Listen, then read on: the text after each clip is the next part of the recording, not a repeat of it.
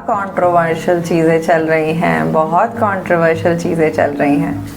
But कौन सी controversial चीज़ें चल रही हैं खुशबू? ऐसा थोड़ा ना होता है आप बोल रहे हो तो हो जाएगा।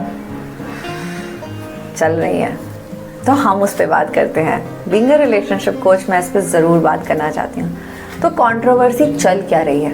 कंट्रोवर्सी चल रही है कि दीपिका पादुकोण एंड रणबीर का एक कॉफ़ी विद करण में एक इंटरव्यू आया। हम सब ने देखा था। हमने नहीं भी देखा हो तो हमने ग्लिम्स बहुत सारे देखे। मैंने इंटरव्यू नहीं देखा बट मैंने ग्लिम्स देखे थे, बहुत सारे रील्स देखी थी और कुछ यूट्यूबर्स को देखा कि वो कुछ उनके बारे में बता रहे हैं, विच इज़ सबका अपना अपना पर्सपेक्टिव है। मुझे किसी के पर्सपेक्टिव से दिक्कत नहीं है, मैं इसके रियल फैक्ट पे बात करूँगी। तो कंट्रोवर्सी क्या है कि दीपिका ने ये कह दिया कि जब मैं रणबीर के साथ एंगेज थी मैं पैरेलली 4 लोगों को देख रही थी बट इंटरनली मैं रणबीर के साथ कनेक्टेड हो चुकी थी। ये कंट्रोवर्सी है। अब हम इस पे आज डिस्कस करेंगे, बट डिस्कशन आगे सुनने से पहले लाइक, सब्सक्राइब एंड शेयर ज़रूर कर देना दोस्तों, क्योंकि ऐसी बहुत सारे चीज़ें मैं आपकी लाइफ में क्लियर करने के लिए, इसका नया पर्सपेक्टिव देने के लिए आप लोगों के साथ हूँ। तो ये एक सिचुएशन है, हम इस सिचुएशन को एग्जाम्पल ले रहे हैं और ये आप वीडियो भी देख सकते हो। ये वीडियो अगर आप देखोगे तो आपको समझ में आ जाएगा स्टेटमेंट क्या था, कि दीपिका ने क्या कहा। अब जो उन्होंने कहा हम इसको डिकोड करते हैं। बेसिकली यहाँ कहा ये गया कि मैं पैरेलली लोगों को देख रही थी बट मैं ऑटोमेटिकली इमोशनली कनेक्टेड हो चुकी थी रणबीर के साथ। अब सवाल, बहुत सारे लोग उनके इस स्टेटमेंट को अलग अलग इंटरप्रिटेट कर रहे हैं। कोई दिक्कत नहीं है, सबके अपने अपने सोच है। मैं इसका interpretation being a relationship coach मैं ये देखती हूँ कि एक इंसान जिसका 4 इमोशनल कनेक्शन चल रहा है और उसको अलाइनमेंट है किसी और की तरफ, ये पॉसिबल है, ये पॉसिबल हो सकता है।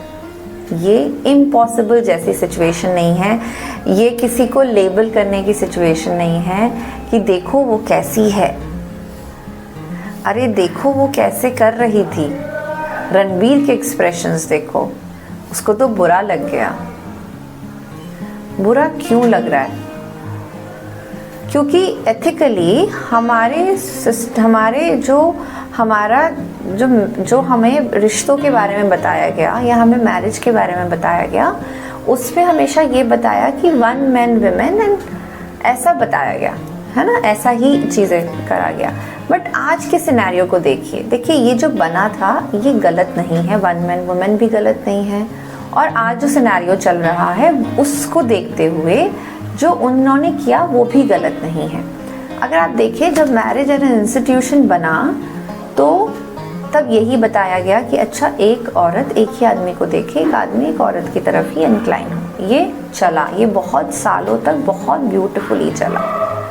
बट अब इस क्राउडेड वर्ल्ड में, जब हम बहुत सारे क्राउड में हैं, हम बहुत सारे इंफॉर्मेशन में, हम बहुत सारे डिफरेंट इमोशंस में जा रहे होते हैं, जब हमें अपनी ही चीज़ों के बारे में पता नहीं होता, जब हमें बहुत ज़्यादा क्योटिक हमारे माइंड के साथ चल रहा होता है और हमें एक्सपोजर हद है, तो ऐसे मल्टीपल चॉइसेस लाइफ में आना इज़ पॉसिबल। अब इसको आप एक नॉर्मल सिनेरियो से देखिए कि आपको जब आप 16 साल के थे आपको कोई समझ आ गया, फिर आप 20 साल के हुए तो आपको ये समझ में आया कि नहीं ये तो मेरे जैसा नहीं है, या उसको समझ में आया कि वो आपके जैसा नहीं। फिर 24 साल में कुछ और समझ में आया और फिर 26 साल में कुछ और समझ में आया। बिकॉज आपकी मैच्योरिटी बढ़ रही है तो आपको समझ में आ रहा है कि ये चीज़ें मेरे साथ वर्क करेंगी, ये नहीं करेगा, ये इंसान मुझे इस तरह से पैम्पर कर सकता है, ये नहीं कर सकता, एंड यू शिफ्ट। तो ये जो शिफ्ट होता है ये आपके एक्सपीरियंसेस के हिसाब से शिफ्ट बढ़ता जाता है, एंड ये गलत नहीं होता। बिकॉज 18 साल में आपका लव इमोशन आपके पास अवेलेबल है, वो इमोशन जाता नहीं है, वो ऐसा नहीं हो सकता एक साथ। और तब लेकिन मैच्योरिटी नहीं है कि डिसीजन लेने की, अच्छा ये इंसान मेरे लिए सही है। आपका इमोशन बढ़ रहा है, वो आपको बाहर निकलने को हो रहा है, तो आपको किसी से तो वो अटैच करेगा। तब आपने ये ले लिया है ना, इसको समझ लिया। 20 साल में आपको फिर कुछ और समझ में आया, क्योंकि आपका इमोशन तो ओवरली ऊपर ही जा रहा है ना, उसका ग्राफ ऊपर ही जा रहा है। As we grow our emotional जो ग्राफ है वो ऊपर ही जाता है, इवेंचुअली वो नीचे नहीं आता, बट फ्लक्चुएशन होता है वहीं पे कि किस दिन आपने सैड कर लिया, किस दिन आपको बहुत बुरा लग गया, किस दिन हार्ट ब्रेक हो गया, तो वो कुछ दिन के लिए जाता है, बट कुछ लोगों का बहुत ही जाता है जो लोग ओवरकम नहीं कर पाते। बट यहाँ पे इस केस में नॉर्मली ये ऊपर ही ऊपर जाता है, फिर यहाँ फ्लक्चुएशंस होता है, फिर आपको समझ में आता है, आप इवेलुएट करते हैं कि अच्छा ये सही जा रहा था, ये नहीं जा रहा था, इसके हिसाब से ये नहीं चलेगा, फिर आप किसी और चीज़ पे स्विच करते हैं। इट्स लाइक आपको नहीं समझ में आया, आपने कुछ चीज़ सोच के अपने घर में ली और उसको नहीं समझ में आया, आपने वो वर्जन अपडेट किया, जैसे मोबाइल्स के करते हैं। तो देखिए ये इमोशंस हैं, इनसे आप लड़ नहीं सकते, इनको आप नए एक्सपोजर्स में डाल सकते हैं। आप इनसे लड़ेंगे ये आपको और पीछे ले जाएंगे, ये आपको बिल्कुल ऐसी सिचुएशन में ले जाएंगे कि आपका कुछ करने का मन नहीं करेगा। जो दीपिका ने अपने लाइफ में देखा, she was into extreme depression and I really appreciate that कि वो ये बात बहुत वनरेबली बोलती हैं। बहुत सारे जो जिस इंडस्ट्री में वो है वहाँ बोलने में भी ये बात, क्योंकि काम नहीं मिलता, फिर चीज़ें different, but she speaks and I really appreciate. तो अगर हम नॉन जजमेंटल होते हुए और लॉजिकली देखें तो ये जो 4 and 1 में आपको मानने लगी थी, क्योंकि उनका अभी जो मैच्योर इमोशनल अटैचमेंट है वो रणबीर के साथ हो चुका था। दैट्स वाई जब 4 और 1 में उनको डिसीजन लेना था, ये डिसीजन लेना उनके लिए हमेशा से स्ट्रॉन्ग रहा, और वो इस डिसीजन के लिए हमेशा अपने आप को ब्लेस्ड मानती हैं and they are a great couples. और ये आपकी लाइफ में भी कहीं ना कहीं ऐसा रहा होगा, बट क्या है क्योंकि हम बोलते नहीं हैं, हमें अपने इमोशंस के बारे में पता नहीं है, तो हम उसको बड़ा अलग पर्सपेक्टिव से देख लेते हैं, जहाँ पे हमारा पर्सपेक्टिव या हमारी जो मैरिज एजुकेशन है, जहाँ पे हमें ये बताया गया, वहाँ के हिसाब से ये एथिकली गलत है। और देखिए ऐसा भी बहुत ज़्यादा केसेस में होता है कि होता सबके साथ है, लेकिन शादी के बाद कोई बोलता नहीं है, या आप पब्लिकली नहीं बोलते। आप उसके करेज को देखो कि वो पब्लिकली ये बात बोल रही है। तो मैं तो मैं सपोर्ट में हूँ कि अगर किसी का ऐसा रहा है और वो जितना बाहर निकालेगा, जितना इस बारे में बात करेगा, इतना उसकी आने वाली लाइफ को हेल्प होगा। क्योंकि Deepika went through a very therapies and अलग, तो वो आज उनको इस बात को दुनिया क्या बोल रही है, किससे बोल रही है, नहीं फ़र्क पड़ता है।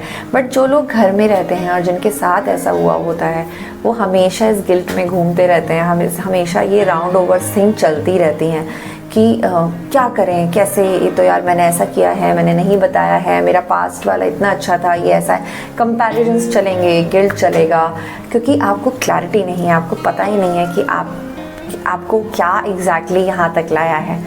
तो कर सकते हैं, इस पे भी थोड़ा काम कर सकते हैं, वो मैं बताऊंगी। फर्स्ट इज़ कि अगर आप ऐसे सिचुएशन में रहे होंगे ना कि जहाँ पे आपको पास्ट बार बार दिक्कत कर रहा है, या ये जो चीज़ है ना कि पास्ट में कभी कुछ रहा एंड आज उसका आपको मतलब मिसिंग है, या आपको गिल्ट है कि भाई मैं नहीं बता पा रही, तो आप पहले ना किसी ऐसे इंसान को बताओ या ऐसे इंसान से शेयर करो जो आपको राइट मदद दे सके।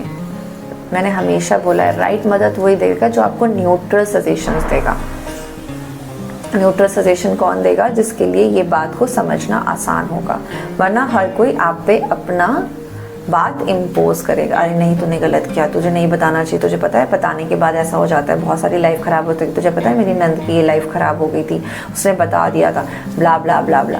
सो वेंट आउट योरसेल्फ, ये बहुत ज़रूरी है। जब तक आप अपने पास्ट गिल्ट्स को नहीं निकालोगे, आप अपनी ये प्रेजेंट मैरिज में या आने वाली प्रेजेंट मैरिज को अच्छे से नहीं एंजॉय कर पाओगे। उसके बाद तो जो मैरिज के जो अलग अलग न्यूएंसेस हैं वो तो अलग है, बट ये जो दीपिका ने किया ना, ये हम सबको अवेयर करने में मदद करता है कि अगर हमारे साथ ऐसा फेज रहा है तो हमें वल्नरेबल पार्टनर के साथ नहीं हो सकते, लेकिन कहीं पे इसको हील कर सकते हैं, इसको आप वेंट आउट कर सकते हैं, इसके लिए वल्नरेबल हो सकते हैं and then create a new flowers और create a new canvas of your beautiful relationship और ऑफ योर मैरिज। तो आपको पता है, अगर ऐसा आपको कुछ करना है और कोई सपोर्ट चाहिए तो आप डिस्क्रिप्शन बॉक्स में जा सकते हैं, आप वहाँ पे कैलेंडर का लिंक लीजिए, वहाँ से आप अपना कॉल बुक कर सकते हैं, लेकिन प्लीज़ तभी कीजिएगा जब आप कमिटेड हैं। बहुत सारे क्लाइंट्स अपना टाइम भी वेस्ट करते हैं, मेरा टाइम भी वेस्ट करते हैं, मेरे से घंटा घंटा 2-2 घंटा बात कर लेते हैं, लेकिन एंड में उनका एक्शन वही है कि वो उसी दुनिया में जाके रहते हैं। वो मेरे लिए भी अच्छा नहीं है और आप लोगों के लिए भी अच्छा नहीं। अगर आपको लगता है, सिर्फ एक्सप्लोर करने मत आइए, एक डिसीजन तो लेके आइए ना कि हाँ मैं अपने रिश्ते पे इतना तो डिसीजन आप अपने लिए ले सकते हैं। अब अगर आपको मैं ही बताऊंगी नहीं आपके लिए डिसीजन अच्छा है, तो आपको भी वो फोर्स लगेगा और मुझे भी वो अच्छा नहीं लगेगा। तो एक छोटा सा डिसीजन लेके आइए कि yes I am ready for my good relationship, I am ready for my beautiful life, और उसके लिए मुझे कुछ भी करना होगा ना वो मैं करूँगी या मैं करूँगा। ये जर्नी अकेले की नहीं है, आप दोनों की है। तो take a right decision, then click on my clarity call and then let me help you while telling you कि आपके लिए बेस्ट क्या है। और आपके सामने बहुत सारे केसेस ऑलरेडी इन वीडियोस में है जहाँ आप देख सकते हैं लोगों की लाइफ में क्या बदला है। So take care of yourself. I really bless you all and thank you so much for watching my video.